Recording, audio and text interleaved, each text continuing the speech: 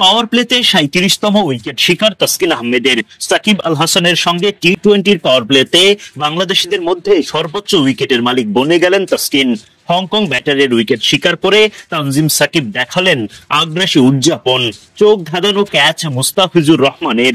বাংলাদেশ বরাবরের চেষ্টা করে গেছে হংকংকে চেপে ধরতে, যদিও তারা টেস্ট খেলুড়ে দলটার বিপক্ষে লড়াকু ব্যাটিংই করে গেলেন। বৃহস্পতিবার এশিয়া কাপে নিজেদের প্রথম ম্যাচে হংকং এর বিপক্ষে মাঠে নামে বাংলাদেশ। টস জিতে আগে বোলিং এর সিদ্ধান্ত নেন অধিনায়ক লিটন দাস।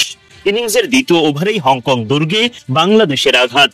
তাসকিন আহমেদের বলে ক্যাচের শিকার অংশুমান রাত, কিন্তু আম্পায়ার দেন নট আউটের সিদ্ধান্ত।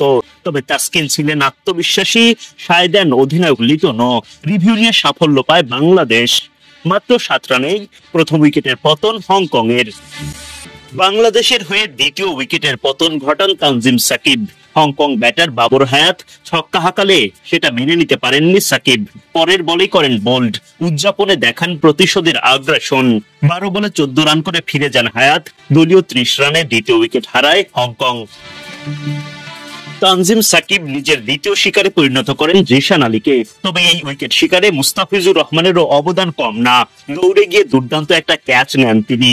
2 ওপেনার তামিম ইমনের পর বোলার সাকিব গিয়েও বাহবা জানান দ্য ফিজকে। 3 উইকেট হারিয়ে 11 ওভার শেষে 71 রান করে হংকং। রিশাদ মুস্তাফিজের রান আউটের সুবাদে হংকং অধিনায়কের বিদায় ঘটে।